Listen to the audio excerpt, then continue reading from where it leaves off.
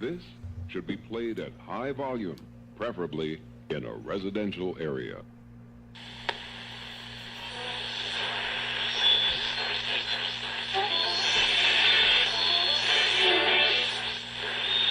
GameWorn Radio is on the air. Hey! Chilton scores!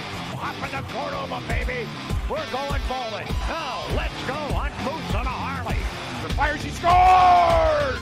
LA face with an Oakland booty. Make me a bicycle club. They score! Bowmeister paid that man his money. GameWorn Radio.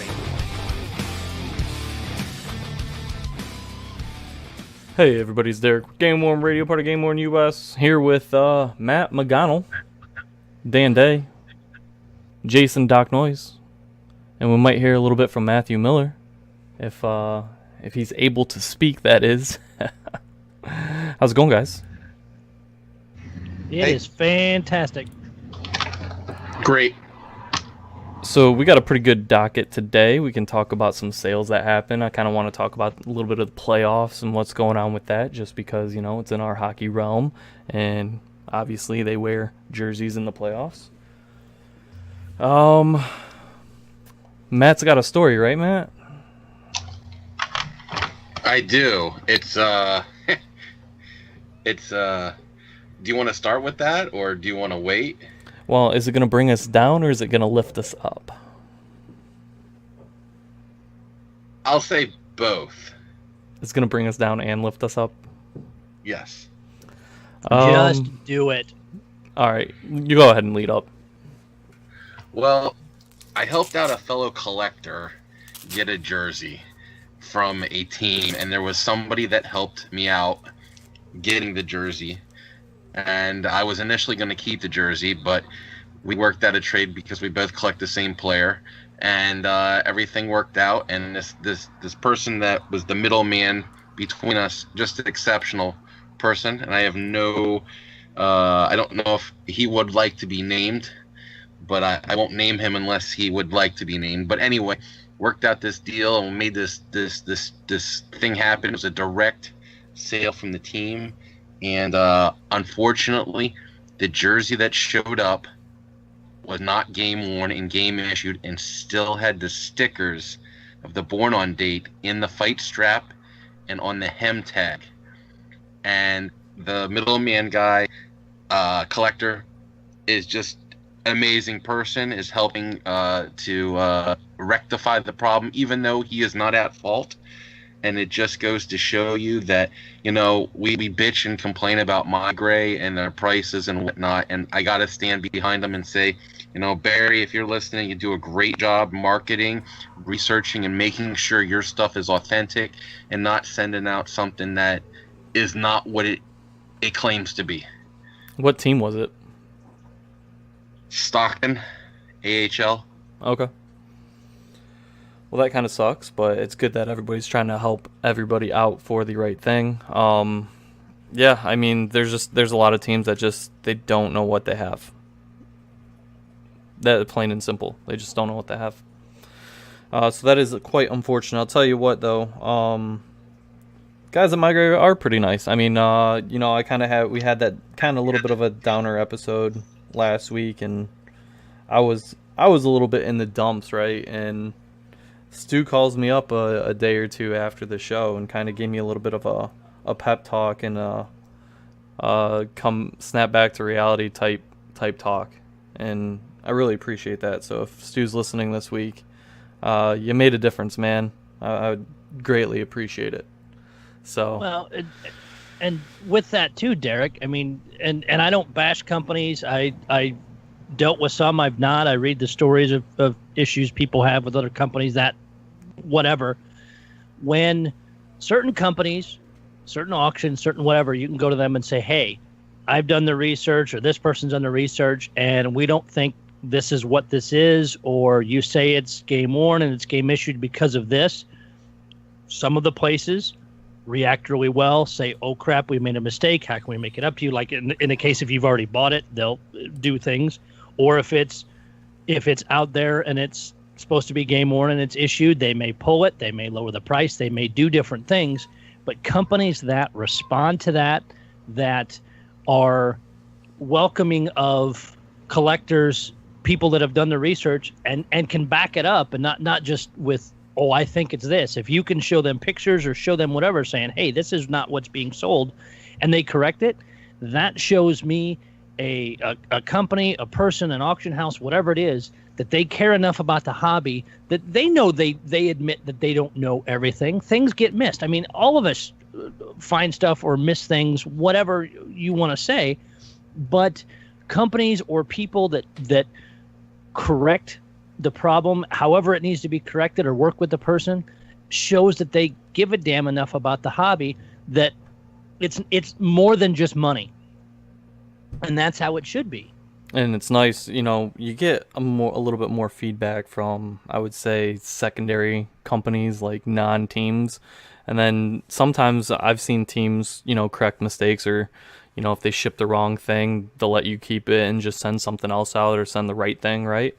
Some teams do that, and then other teams, they just don't give a shit. Like, it's unfortunate for me. I like the Red Wings. They're my team, obviously. But when they make mistakes, they just don't give a shit. So you take it for what it is. It's just lucky for me that I bought all the jerseys of the same player that I could, because they put the patch on the wrong jersey. And I was just like, so you guys know. And they're like, meh, whatever. So it's like, if I would have bought a barely used playoff jersey, it wouldn't have came with the patch that was worn during the regular season, because it was flip-flopped. So it is nice that those guys, or at least Stu, listens to the show, it reaches out. I thought that was awesome, and I don't know, they do good things. So people that want to say bad things about what they don't like, it's perfectly fine, but know that they are also people and they do care. Like, that just goes to show you that they care, and that's what's important. You might not like the prices, but they care. All right, just so everybody knows who is listening out there in Facebook Live land, we are taking calls. If you guys want to call in, we can weed you into the show if you want to talk with the panel. Number's 419-407-6798. All right, so moving on to some of the other things we want to talk about. So do we want to lead with some of the sales stuff going on, or do we want to talk about the playoffs? Because I know there's not a game tonight, and it's killing me.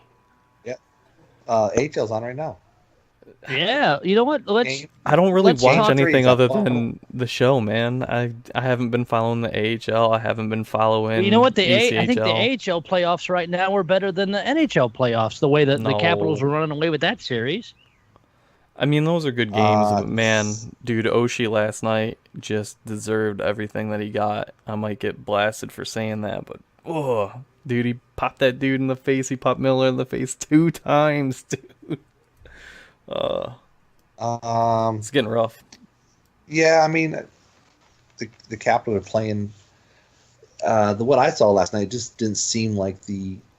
I think at one point the Vegas was out shooting them, but it didn't seem that way. It didn't seem like Vegas. They had no second chance shots. It was like come down, one shot, and then out it went. And the Capitals were making high quality shots and getting second shots, And I think they're just the last 2 games in Washington, they just outskated, and Holtby's playing much better than Fleury. All right, so here's the question. So usually, from what I understand, the way they wear the jerseys for the final, right, is I can't remember. Is it supposed to be the players keep the last home and away jersey that they wear in the Cup finals, or just the last jersey that they wear in the Cup finals? There was a thread I was reading, and somebody was saying, they'll swap out the pre-ordered jerseys when the series gets close, so the players get to keep a specific set or something like that, right? Did you see any of that? I thought it was game 5. They swap at game 5. Is it always swapped at game 5? I thought that's what I read. The thread saying that at game 5 they swapped the jerseys. So let me see. It's 3-1. So the game tomorrow night should have different jerseys than what they wore at games 1 through 4. Hmm. So basically, Vegas's gray. So no home matter had what, 2 games. the pre-orders are always going to be 2-game jerseys, and that's that. I bet you that's the way it is. And then the last jerseys, whether it's one home or one away, I bet you the player gets one, I'm sure. And then if there's any other ones, like if it goes game 6 and goes back to Washington, the team gets it, and then they decide what they want to do with it, maybe. That might be a good thing to maybe ask the guys at Migrate for clarification. So what do you think, if the Capitals end up taking this, obviously is going to be a good value in those jerseys. Does it decrease the value or what people would pay in the future for the Vegas Finals jerseys, or do they retain the value because it's something that the team or no expansion team has done? Do you think not, like if it was a 4-1 series, would that hurt the jerseys, or does it not matter at this point? My personal opinion, I think next year's Vegas jerseys are going to drop like a rock. You think? With them going to the finals this year? I know they're not going to be inaugural season jerseys, but still, I would think there'd still be a lot of demand for them, right? I'm not saying that somebody won't pay good money for them, and that definition of good money can be one's opinion. But I think that some of the prices that were paid this year by the collectors will not be paid for on the secondary market. People, unless there could be somebody that has I want that jersey, then they might pony up for it. But I think in general, the secondary market's going to drop, and it's going to drop significantly. Every single Las Vegas jersey sold. There is none available for the playoffs. After that first game win, everything was gone. And I know I saw somebody post, and I don't remember who it was now, was trying to get one of the Reeves jerseys, and I more specifically the one he scored that game-winning goal in, and they were gone within minutes of that. I think the request came in, but yeah, I mean, and the person that wanted a Reeves jersey, I think at one point even posted they would double whatever the person paid. I mean, and that's insane. I mean, the big question is it's whoever's buying these, you know what? It's their money. Do with how they want. Yeah. I'm not bashing anybody, but now is there, or could there be buyer's remorse for let's say Fleury, because Fleury was what, $25,000? I thought he was each? 30 and 35. Okay, and maybe you're right. Yeah, the numbers I don't have in front of me, but it's still historical, the fact that this is a first-year team, expansion team in the NHL Stanley Cup Finals. But with a loss, does that hurt the value some, or does it not matter just because of the historical connection? Kurt Ogden writes in, who wants an inaugural Preds or Hurricanes jersey now? Why do I read so bad? I'm a fucking terrible reader. I wouldn't mind one. I would probably take the it sounds bad. I'd probably take the Preds over Carolina. I would take the Preds in a heartbeat. Sorry, Bobby. Now, there might be a pricing discrepancy between them because of the hype around Vegas and yada yada. Who knows? I mean, I haven't seen any. That was the question. It's not. The question isn't a matter if someone's going to want the jersey. The question is it going to draw the same value that they sold at? Well, that coincides with want, because you don't have a sale unless you have somebody who wants it. But at the price that it was sold at for pre-sale. Yeah, I mean, if you're trying to retain or break even or whatever. Let's just if Fleury was $30,000, is somebody going to buy it next year for $30,000? I'm not saying someone's not going to want the jersey. I'm saying that it's the people that are spending now, it's all their money. They can do what they want with it. There's getting that money back for somebody. Now, the guy that sold, I think the backup goalies I saw were what were they? Were they $2,500 unless they played? If you guys are hearing background noise, it's because Jason's outside because he's a fancy. Actually, that wasn't me. My mic was off. That's Dan with the fighter jets over his house. Oh, Dan. I think Dan's right. The issued ones were like 22,000 or 2,500, something like that. Legacy was $2,500 backup. If he played, it was $5,000, I believe, right? Somebody that might not be exactly right. It At was probably close to that. 2,500, at 2,500, that one might get its money back. Fleury at 30,000 is not going to get his money back. I think something we need to put in perspective, though, is there are people at different points in their lives and different levels at their lives. Like, if I had stupid money, I would probably do stupid things and buy stupid stuff just because I could. Unfortunately, I'm not rich. I am on the low end of the scale, which means looking at the prices of these jerseys just baffles me and I can't touch them. But there's people out there that are much better off than we are, and they can buy whatever they want, with whatever they want, how often as they want, and maybe they would just choose to buy them. I mean, that's just kind of the nature of existence, isn't it? Well, and I one thing that could probably affect it too is if who wins. If by some miracle that Vegas runs off 3 in a row here, that Fleury jersey, might go up in value. That's a possibility too. So I mean, it all has to do whether they win the series or not. Look, man, if I had like $50 million, right, I might have just bought the entire set just to be that guy. Yeah. I'm saying $50 million like net worth and yada yada, right? Like, how dope would it be to have the entire team set and just be like, fuck it, I have them all. Like, that'd be sweet. Historical, expansion team. There is a lot of history there, regardless of what happens in these finals. Short term, no, you're not going to make your money back. Long term, the crystal ball's hard to read. It's possible, depending, again, on whose it is. If Vegas was to come back and win, like Dan said, and you bought the Reeves jersey that he scored that goal to put them in the finals in 5, 10, 15, 20 years down the road, that's probably worth a lot of money, because that was one of the big things. If they lose, it's a footnote on NHL history. And you may see some of these come up in auction in 10 years from now, and you may pay $800, $1,200 for some of those that you paid over $3,000 or $4,000 before. It's as we all know, the hockey jersey market is very unpredictable. Even watching the last the GameWorn auctions, some of the Blues jerseys that I was watching that were 99 2000 jerseys of what I would consider average players, and they got knocked out in the first round of the playoffs after winning the President's Trophy, sold for $700. It was a Dave Ellett jersey sold for damn near $700. There has to be some kind of thing behind that to explain that, because I don't get it. Go for it.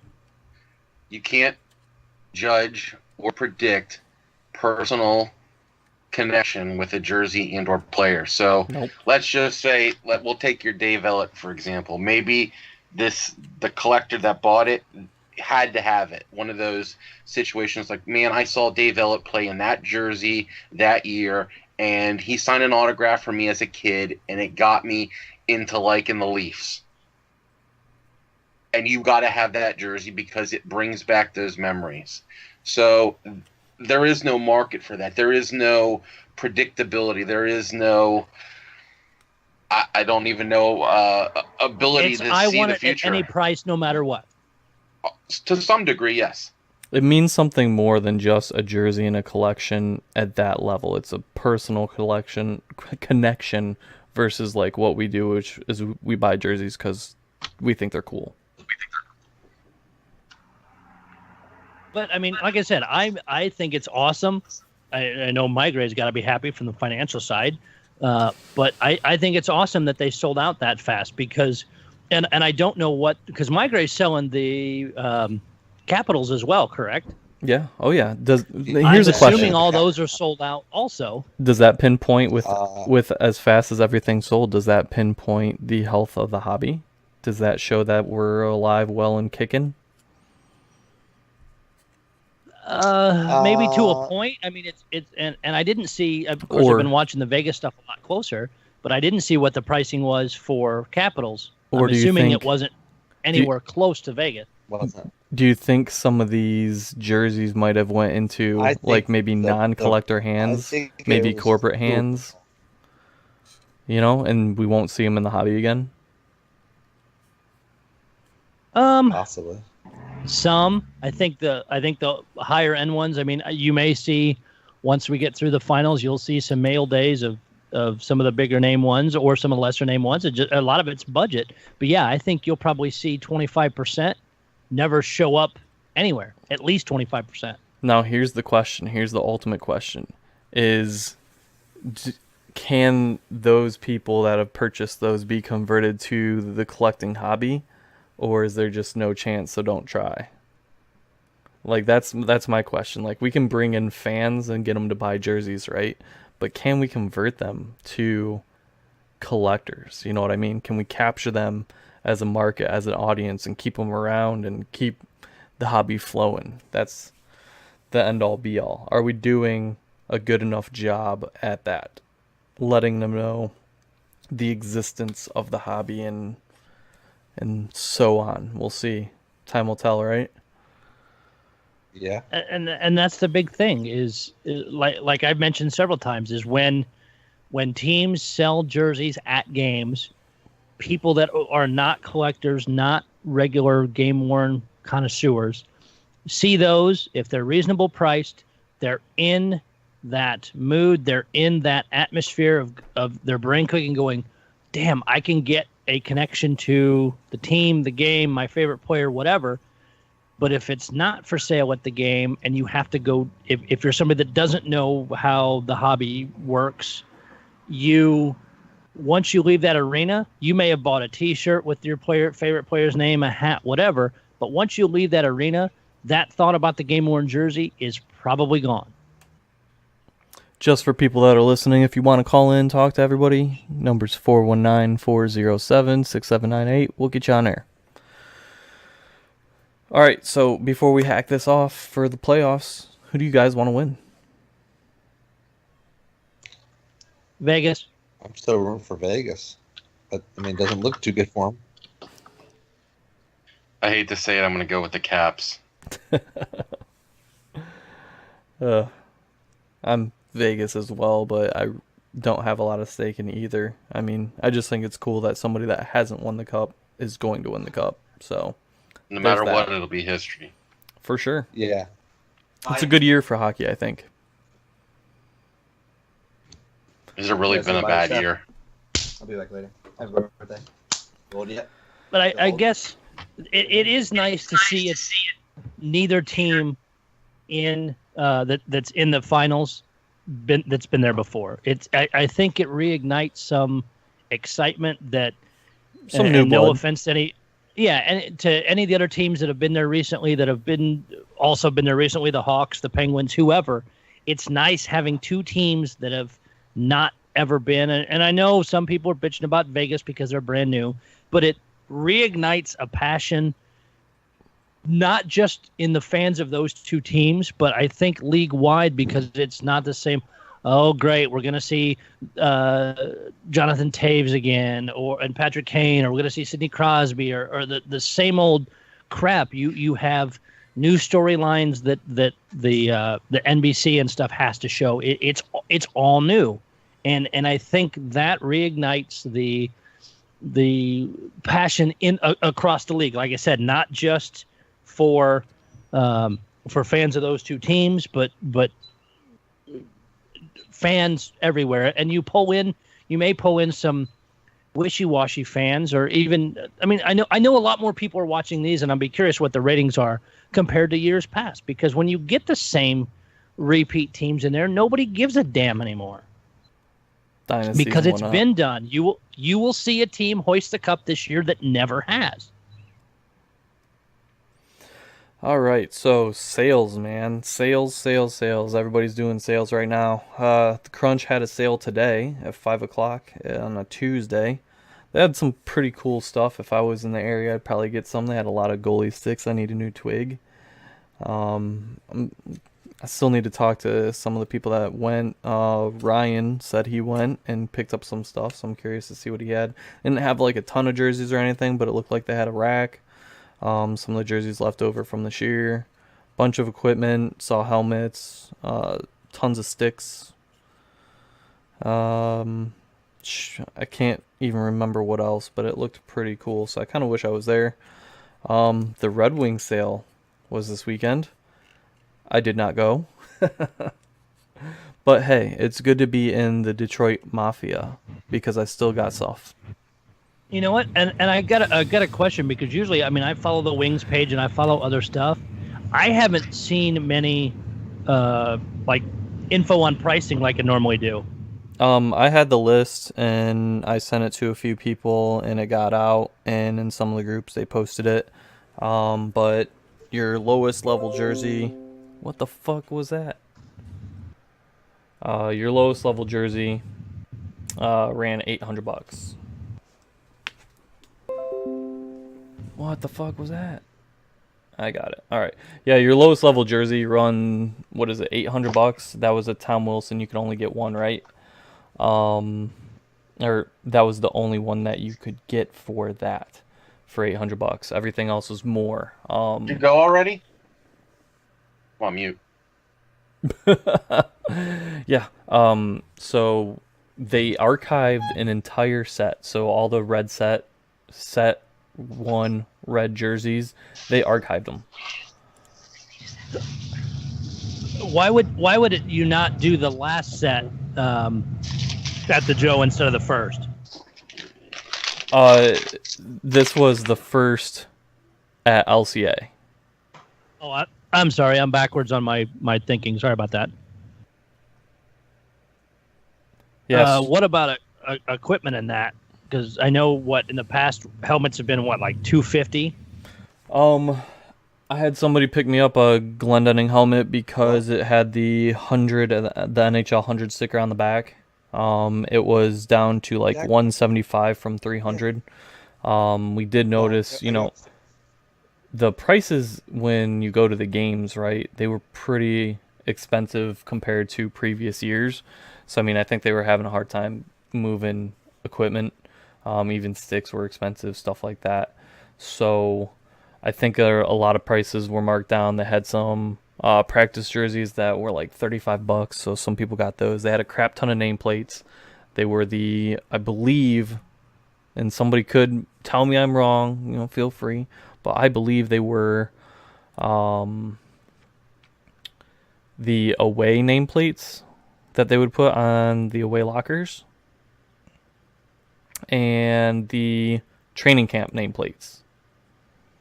So I believe that's the nameplates that they had, and those were like $15 a piece. The Glendenning jersey that I got, and I only got it. I wasn't, going to get anything, but I really wanted an Adidas jersey.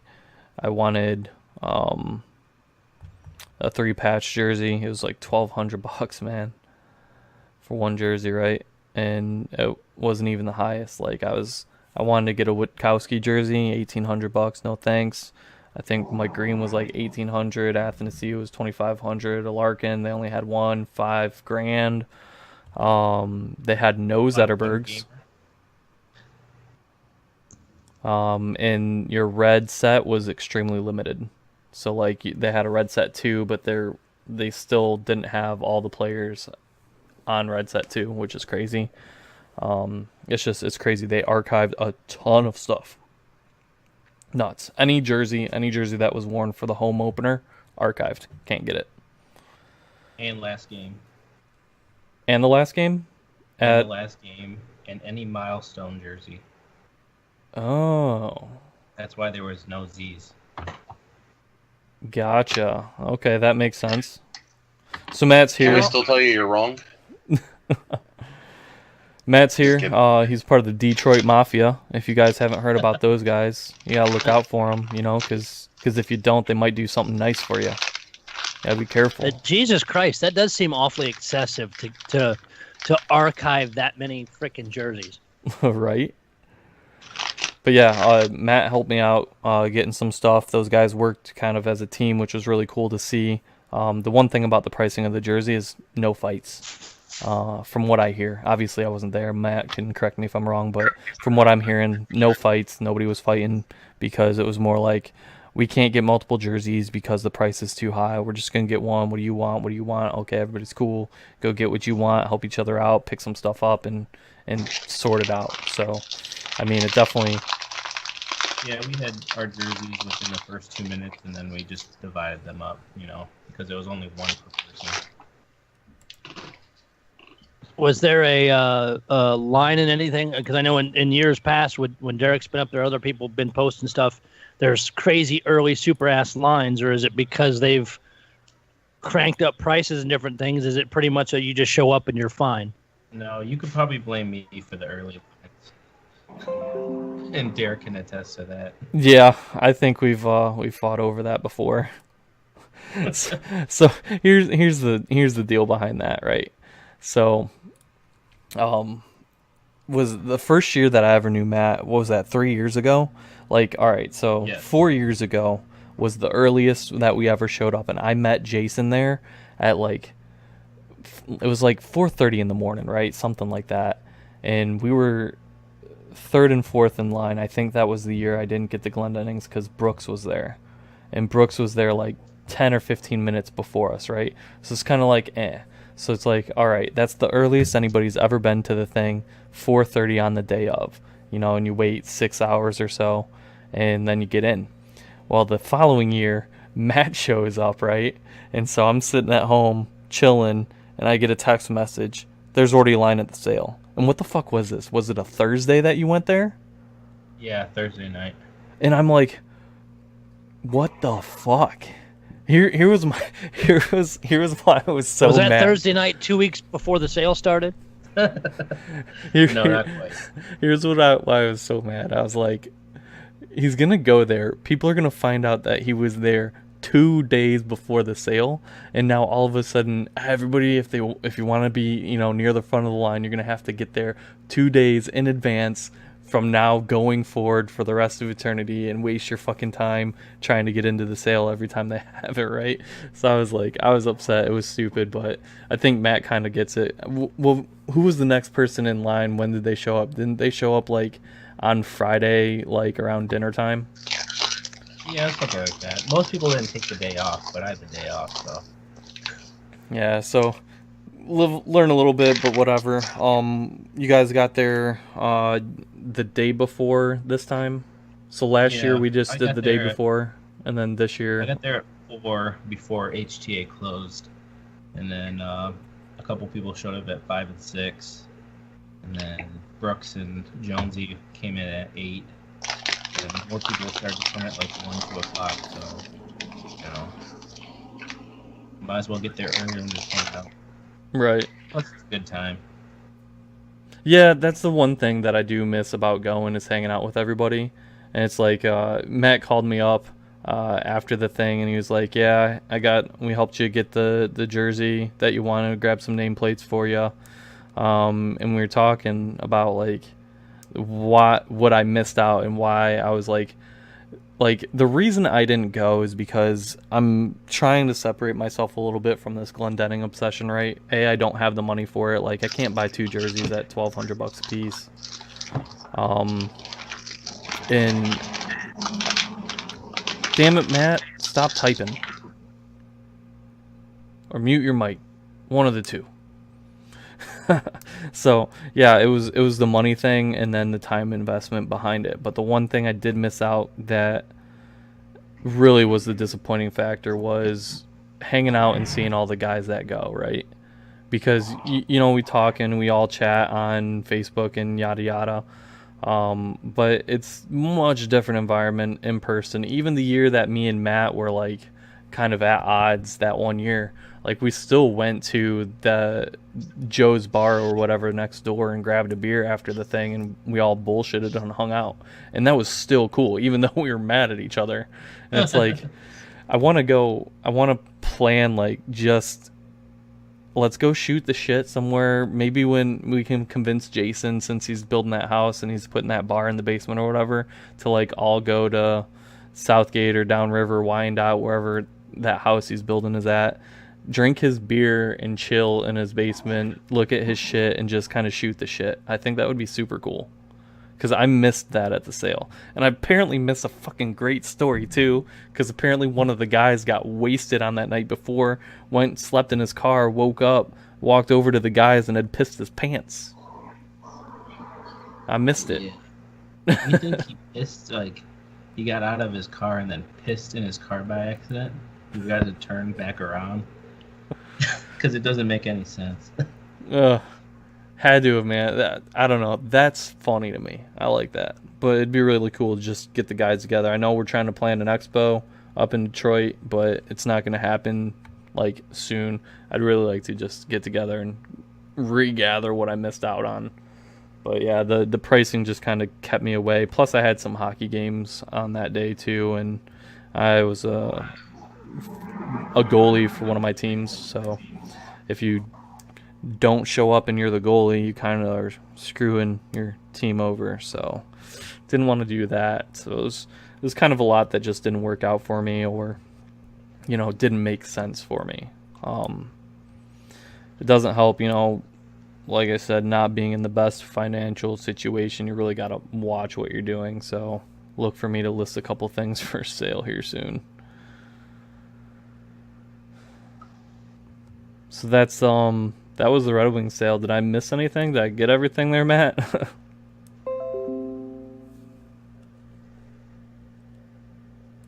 I'm just gonna assume yes. Let's see. What else do we got? You guys were talking about Calgary, right? Yeah. Yep, that for one. They released the list today, and you can go out to flamesport.com, I think, or if you go to look up Fanatic, Flames Fanatic on Facebook, or Fan Attic, I guess is how you say it. They have the link to the PDF of all the leftover equipment and all the leftover jerseys for going back 16, 17 back. Holy crap. They are $50. And I saw within probably an hour and a half, actually probably less than that, of that link that was released, they put another thing up, said, please email it this or leave a message. We'll get back to you in the order that we've received stuff, because they were getting flooded. $50 for game jerseys. A bunch of them, I mean, there's no huge names. And it says when you go to the Fanatic link, it says to see the complete list of remaining, it says team issued jerseys. So, I mean, they may all be issued, but looking through some of the list, there's some decent players in there for $50. And then you get down into the practice jerseys, and they're $30. Damn it, Matt. If you're not talking, turn your shit off, I'm gonna boot your ass. But, I mean... Sorry. I saw the list when the initial Flames... Yeah, when the initial Flames sale came out.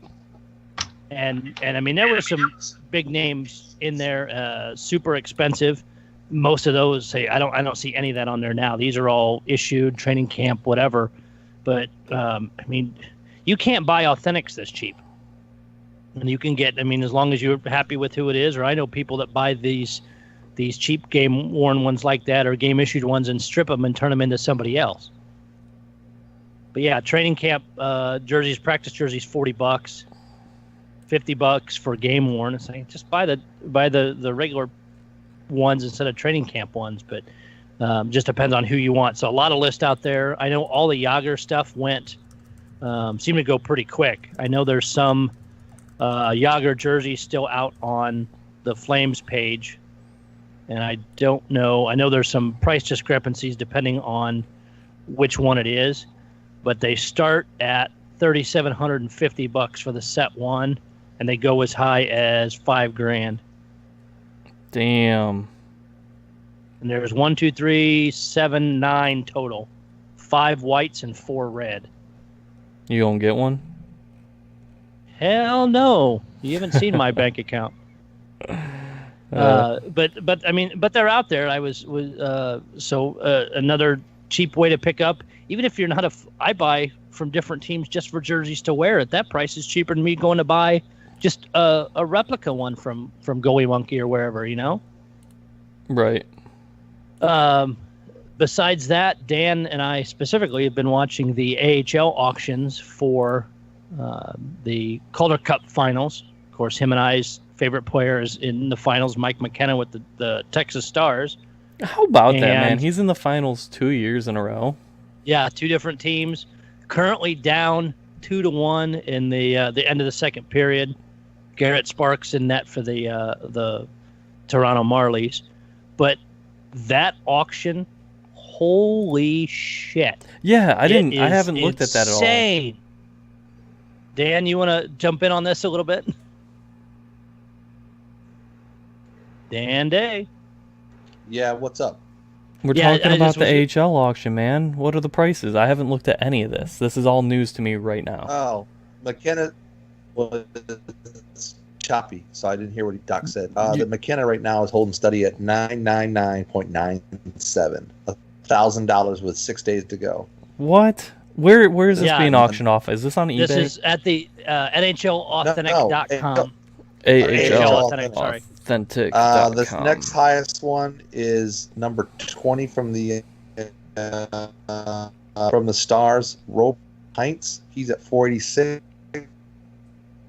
And the Marley is Garrett Sparks, and he's holding at Dan's internet sucks so bad. 249. All right, so okay, I see where the auctions are. It's so weird to me to see like auction listings with no pictures for the jersey itself, right? I think that's kind of what throws it off. All right, so it says game one jersey. So it's just a 1-game jersey. A single game jersey. Game 1.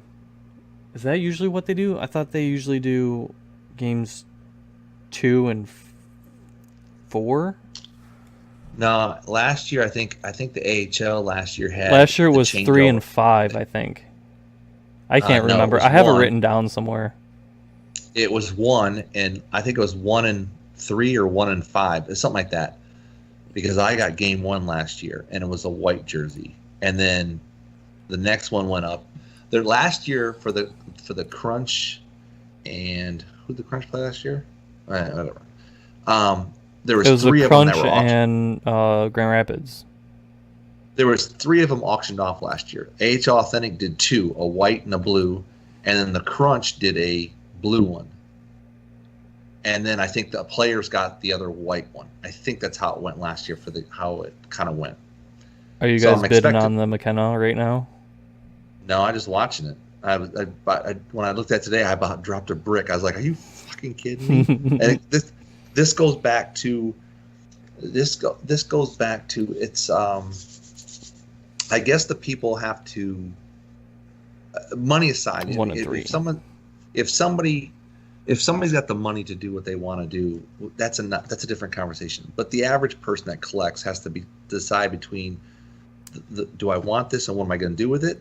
Am I going to keep it? Then maybe spend $1,000 on it. But if this person says I'm going to get it, I'm telling you, man. And Doc and I have talked. I've collected enough McKenna jerseys that you're not going to get that the next year. So if you're going to get it and you want to keep it forever, then hey, go for it, man. But $1,000 for a 1-game jersey, that's a steep price, man, for an NHL jersey. And if that's game 1, they lost, I believe. Let me pull They lost game 1. They won game. I think they won game 2 and 3, and game 4 right now. I think they're Yeah, down 2-1. This is game 3, right? Yeah, this is game 3. So how about you buy that jersey? This is game 4. Buy that jersey, and I'll give you this Syracuse Crunch McKenna stick for it. How about that? Oh, okay, Derek. That sounds fair. It's a good deal. Yeah, good deal. It's a good deal, man. But if you want a Calder Cup jersey, and you don't care about the player, there are some ones that could probably be had for good deals. Reasonably priced. What's the starting bid? The bid is $250 starting. Yeah. Yeah, $249. What they always are. And the AHL comes, they'll put a AHL Little sticker. no, they put a patch on the Like on an the, iron-on? fight strap. No, a sewn on patch that says Oh, they sew it. AHL Okay. Authentic.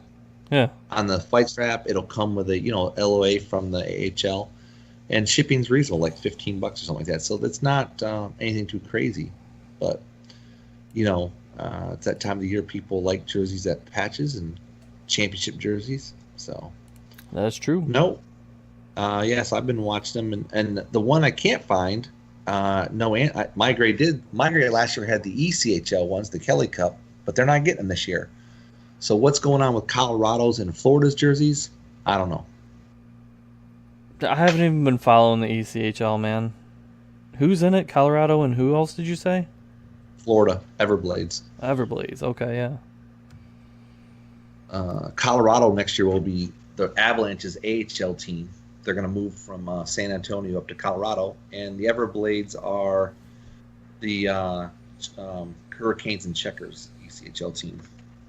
Man, my local team just got gutted. All the decent players are going overseas and shit because they can't, make money here. So they're all going. So we're going to have pretty much a completely new team next year. It's going to be awesome.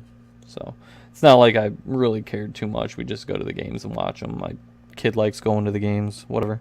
We didn't have a lot of stake in it, we'll say. But damn, dude, like the ECHL, the way they turn over players is just insane. It's tough, man. It's tough to keep players around. And they're starting to turn over teams. The what is it? The Ducks. Quad City. Yeah, Yep. Quad City folded. Supposedly they're coming back as an SPHL franchise. But I think that's confirmed now. But yeah, I mean, you see teams fold on a fairly regular basis just because the economics is difficult. Yeah, they can't afford it. So, so new teams will be coming in next year. The Maine Mariners will be coming in. Newfoundland is coming in to ECHL. So I mean, they're going to have a chance to have jerseys that are going to be, that team's not around anymore. Or you're going to have a chance to pick up a new team's jersey, and just like like Newfoundland's got that one. It's a dog. What they call themselves? A dog. Well, interesting. The dog. It's got the same type of color scheme as the Vegas team. I forget what they called their team though. But again, if it's a good logo and good color combination, people out there might want different style jerseys. So, who knows? Well, you guys got anything else? What do we got going on? I'm trying to see. I haven't seen announcements of too many other team sales. I expected to see a lot more. Doug Waite was fired today, along with the GM of the Islanders. What? Yep. I'm not sure what time that was, but I saw it early mid-afternoon. They were both fired. Yep. Damn. And Lou Lamoriello's taken over as the GM. We No third knew that jerseys. would change things, yeah. And that, I'm glad you mentioned that because that's the big rumor. A bunch of teams are going to have third jerseys next year. Yeah, I saw that somewhere. Somebody put that list out, but it just had like 19 names on it. But I'm not sure how confirmed that is or not. I mean, it's rumors. They do the same thing when we switched over to the Edge jerseys. As the first year they weren't doing third jerseys, and the next year most of the teams had them. Yeah, I think we talked about that before. Yeah, it's like they got to get them under control first, And I guess, Derek, let me ask you this question: you're Glenn Denning with it being the Adidas. How's the wear and the repairs, especially? Less than I expected. I haven't really done a lot of looking for like photo matches or anything. The Adidas jerseys are very underwhelming, I find. Sorry to butt in. No, you're fine. I just was curious anybody's opinions because I just got the one and taken from experience with it's the Scotty Upshaw jerseys who I got. The ones I got at the end of last season, even just of them being in the playoffs, which they didn't last all that long in, both home and away had really decent repairs in the elbows, along the sleeves. The one I had from the season before that, the same way. I mean, just tons of of repairs and all that. And I was, you're saying, I agree, is getting that. I expected to see along the same lines of stuff, and it was kind of like, was kind of surprised. I mean, it's kind of like we with the rules, we traded places with stick marks. I mean, it used to like, oh man, look at all the stick marks on there. There's like 30. Now you're like, I don't want to say 30, but there used to be a lot more stick marks in the old game. I'd say pre 2004, and now we've gone to more repairs, but they're harder to pick out in pictures for the photo matches. Sorry, Derek, I didn't mean to interrupt. I mean, there's some thread tearing, some melty. It's a little bit more melty than in some spots than I've seen on other jerseys. As far as repairs, though, like for a Glendenning jersey and comparing it to all the other ones I have, there's actually no stitched repairs on this jersey. And I mean, I can't really say it's because of the multiple sets, because last year they had 2 sets as well, and each one from last year had a decent amount of wear on it too, at least repairs and whatnot. And this just has lighter wear. Of course, I don't think he got as much playtime this year. Don't get me started on how the team's getting run, man. Fucking, I don't like it. I have a lot of choice words. So how was the team getting run? Don't get me started, I said. Damn it. Jesus. Oh no. Get him started. Dude, I don't... Yeah. Oh, Matt sent me some pictures of his Bertuzzi that he purchased, and he's got some thread tearing on the numbers. That's pretty much it. It's just a little bit of thread. It's a 9-minute jersey. I can't believe 9 minutes. How did you figure out it was 9 minutes? Because he only played 1 game in it. For real? Oh shit! I thought he was up almost the entire second half of the first half, so the second quarter. Yeah, but they changed jerseys on December 15th and December 2nd for red and white. In that game, he only played on the 9th. Oh, no shit. So he got called up later than I thought then. Yeah. And they archived set 2s, so... That's right. Just my luck. Yeah, and you wanted the red one, right? I wanted the set 2, though. Yeah. I knew it was going to have more games. But the set 1 white was game issued for $1,900. Whoa! Giving it away. I'll take 2. You call him up right now. You might be able to still get it. Yeah, this is Derek. I'd like 2 of those. Charge it to my card. I'm on old. I mean, they can make one for you right now. Yeah, the most expensive game-issued jersey I've seen. Yeah, I mean, the prices definitely were killer. I guess as we look around, and I hope other people either listening, message us later, send Derek a message, whatever. I'm just curious what kind of wear is showing up out there on these jerseys. I know at least some of the Blues ones seem to have okay repair, but I don't see really anybody holding up and go, damn, look at all these great sew marks or this, that, or whatever. And I think some of those may be much harder to match. Well, I have a question. The design is kind of neat. So you have the armpit air holes, which are kind of cool. You have the bubbly shoulders, which are supposed to hold up more. Unfortunately, with my team, we don't have the perforated numbers like some of the other teams went with. So we don't get that fancy part of it. But I mean, the jersey style is cool. Had a lot of wear. Yeah. I've seen one of the Jensen set 2s had like 30 repairs on it, at least. Wow. So in the set 2s, the reason why a lot of us didn't get them is they dropped the 100-year patch on them. So they were 2-patch jerseys for roughly the same price as the set 1s. Yeah, so the set 1s would have had 3 patches and the set 2s would have had 2 patches. Just the shoulder patches. Oh. So out of curiosity, what is considered above average wear? I mean, I guess take stick marks out of the equation, like repair wise. What is that's a pretty good amount of repairs on a jersey.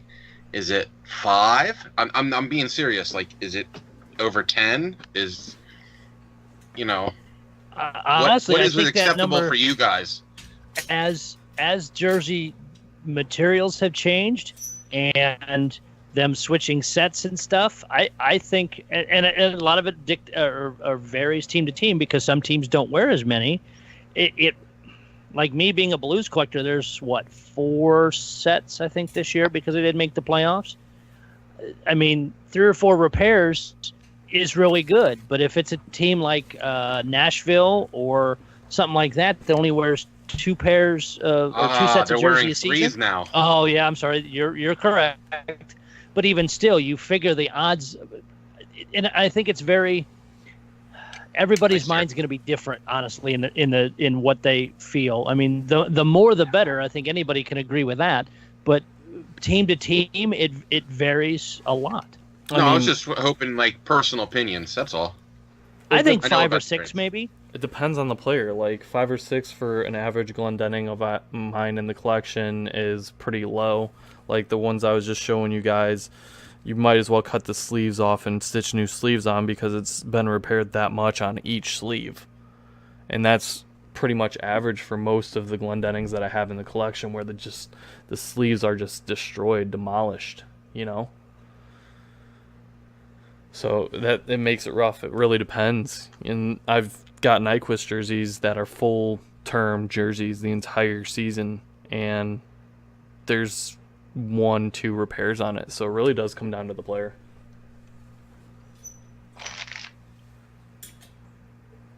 Yep. It's funny how players wear jerseys different, and like you can always tell like the more finesse players with the more hard-nosed players. You see it in the jerseys. That's the story behind the jersey. You think so? I find that's not always the case. Okay. I'll explain. There's a guy that used to play for the Boston University named Eric Gryba, and he made the transition to the Edmonton Oilers, and I think he's now kind of like floats up and down between the farm system and whatnot, and probably doesn't see much time. But he did make it to Ottawa and then to Edmonton, and he holds the record for most penalty minutes through his college career for BU. And when you get his jerseys, any of them, I've seen, I think all of them by now, you look at him and you go, are you sure he wore this jersey? Well, he spent all of his time in the box. Yeah, but he hit and hit and hit. You don't get that from, like, just tripping. You might. Oh, good point. And I will say, watching some of the games, and especially with the Adidas jerseys, I'm curious, and I have to go look through my Gray's lists or other teams' lists and see if players, when they started the year, if they went up in size. Because I saw some guys wearing, and I don't know what the size of jerseys were, but you could tell, and I've worn a couple of the 56 ones, they are very tight in the arms, and depending on what type of elbow pads you wear, I mean, it's tight to get the sleeves down the elbow pad. So I've seen a few players that it was probably up a quarter up their wrist farther than it normally would, and it looked skin tight. Okay, that's interesting because my Glendenning went down in size, so it went from a 56 to a 54. Really? Yeah. And it could be the fact that maybe he went for more, because some of those guys wear those older school elbow pads that are bulky as shit, but you get some of the newer ones that are very much streamlined, and they do take up less space. See, I've seen players jump between 54, 56 on a few, and I'd be curious to see, looking through some of the lists from teams, if players started one and went up. That's true. Yeah, I'd be curious too. The nice thing about that list that they sent me, actually no, it's not even on the list. I can't see the size. Damn. I'm wondering if maybe, because I have seen jerseys coming out for Glendenning wearing 2 different sizes in the same year. So it's not necessarily uncommon. That was with the Reeboks. I don't know. It's always, that's the hard part with this hobby, is you can't always put or say this player wore this size jersey, period. It's not always the case. You'd have to really know that player. I mean, hell, somebody picked up Wilson gloves because Can they anybody knew. hear anything? I don't hear a thing. I can hear you. And that's the end of the call. Okay. So hopefully I got dropped. there Yep, you you're are. back. But I was talking about it's hard to know. There's not like a rhyme or reason as to a jersey size always going with a player because they can change sizes. I've seen multiple sizes for a player in the same season. I mean, we even saw this year Dylan Larkin was wearing gloves with Wilson's name on them. Somebody picked up Wilson gloves and photo matched them to Dylan Larkin wearing them. And I know players, when they're trying other brands or curves or whatever, you'll see them, using other players' sticks in games, practice, whatever. It's kind of cool to see some of that. I know we're about out of time, but I scrolling through hockey news, I caught one just announced today. NHL referee Garrett Rank qualified for the U.S. Open on Monday. He ref 76 NHL games this season, qualified for the U.S. Open, shooting back-to-back 71s, 2 under par. And then referee Daniel O'Rourke is his caddy. I just want to know if they're wearing referee stripes while they're playing golf. That would be funny. That would be cool. Hell yeah. That would be really cool.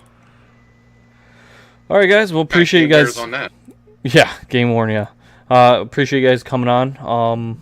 2 weeks, we'll talk about what we want to queue up. I really want to do one of those just non-hobby talk about whatever the hell we want that's not hobby affiliated.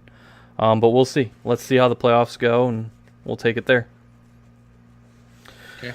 All right, guys. Thanks for joining. Matt, thanks for being on. Detroit Mafia. Do.